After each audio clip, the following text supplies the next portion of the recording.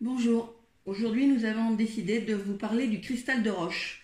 En effet, c'est la pierre reine en lithothérapie. Elle est de la famille des quartz, sa dureté est de 7. Pour exemple, le diamant, qui est la pierre la plus dure, est de 10. Les plus beaux cristaux sont issus de gisements du Brésil, d'Arkansas, de Madagascar et des Alpes. L'origine de son nom est grecque et signifie glace. Vous pouvez le voir ici, on a l'impression d'un morceau de glace qui aurait été taillé dans un glacier ou dans la mer de glace, comme son nom l'indique. En voici un exemple de brut avec la forme des cristaux qui vient des Alpes. Son aspect blanc transparent est synonyme de pureté. Sa représentation la plus connue est la gemme de cristal de roche. Donc la gemme, c'est avec la petite pointe. Vous en avez une autre ici qui est transparente et plus travaillée. Elle est en pendentif. Voilà. Donc, elle peut être aussi opaque, alors on l'appelle plutôt quartz blanc.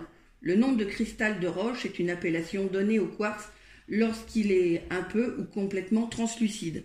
Ici, vous voyez un pendule qui est en cristal de roche, mais qui est complètement translucide. Vous voyez la différence entre celui-là qui est moitié blanc, moitié translucide, alors que là, vous en avez un qui est totalement translucide. Ici, vous avez une gemme qui est donc avec ses pointes, puisqu'il a une forme cubique de par sa constitution. Donc, ce qui fait qu'il est souvent taillé avec des pointes. Et l'ensemble peut intégrer un cube. Ensuite, le nom de cristal de roche est donné au quartz lorsqu'il est peu ou complètement translucide, comme je vous l'ai dit.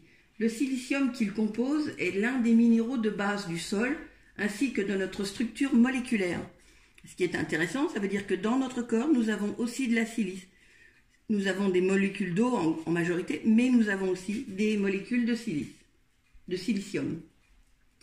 Le cristal de roche ouvre l'esprit aux idées nouvelles. C'est ses capacités. Les conceptions nouvelles sont alors plus faciles à accepter. C'est une pierre idéale pour les têtus et les cartésiens. Je pense que vous en connaissez. Elle permet une forte ouverture énergétique au niveau de la tête, ouvrant aux perceptions subtiles des autres dimensions plus spirituelles. Elle canalise l'énergie de toutes les pierres que vous pouvez avoir sur vous. Si vous portez déjà des bracelets que vous avez sélectionnés, choisis. Ensuite, elle permet à notre esprit de communiquer avec le présent, mais aussi avec le monde spirituel. Gouverné par le cristal, notre esprit devient alors très perceptif, intuitif dans chaque direction de son regard. Il voit plus profondément, plus justement. Dirigé vers nous-mêmes, il capte la vérité de soi, notre potentiel. Le cristal de roche favorisera la médiumnie et tout type de sensibilité subtile.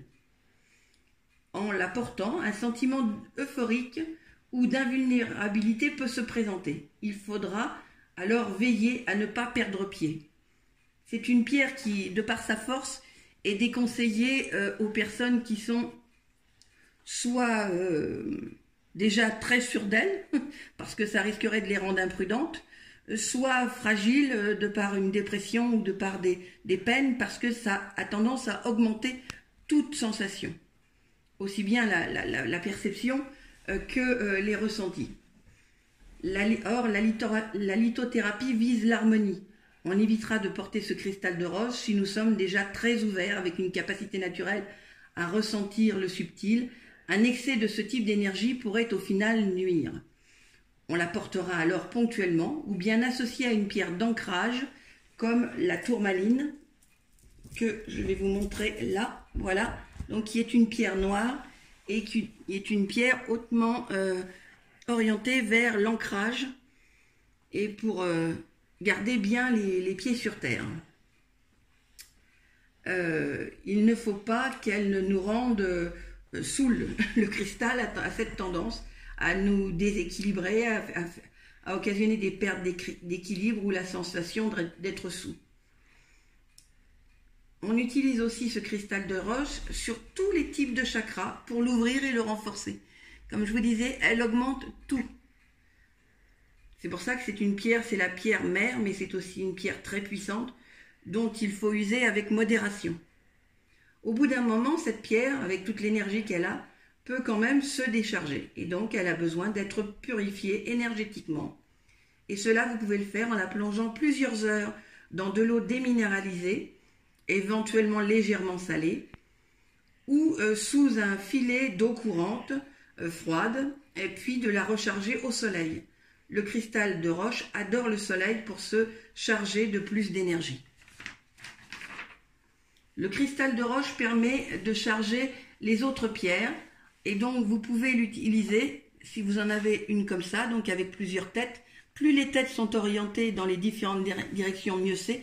Vous pouvez la mettre dans une pièce, ça atténue les fatigues. Et vous pouvez aussi y poser vos pierres. Par exemple, si j'y mets celle-ci pour la régénérer, je peux la poser la nuit. Ça permet de lui redonner de l'énergie, même si je l'ai purifiée avant. Donc, elle a une grande capacité d'emmagasiner et de transmettre toutes les énergies. Elle est associée à tous les signes du zodiaque, il n'y en a pas un qui soit favorisé. On retrouve bien ces caractéristiques de pierre mère. Pour les chakras, elle est utilisée en priorité sur le 6e chakra, dit 3e œil, et sur le 7e chakra, dit de la couronne. Ensuite, elle peut être retrouvée en magasin sous différentes formes. Donc, comme je vous l'ai montré, à l'état brut, elle est à l'état extrêmement pur, mais aussi sous forme de perles, comme vous voyez là, ou de boules que vous pouvez poser sur un meuble, selon la taille, ou de bracelets, comme vous en voyez un là, avec des petits morceaux plus bruts, et là, des pierres roulées, donc qui sont assemblées en bracelets. Et sinon, je vais vous présenter une chose que vous avez peut-être vue dans les films d'Indiana Jones, on en a parlé, un crâne de cristal. Mais cette énigme fera l'occasion d'un second article prochainement. Au revoir.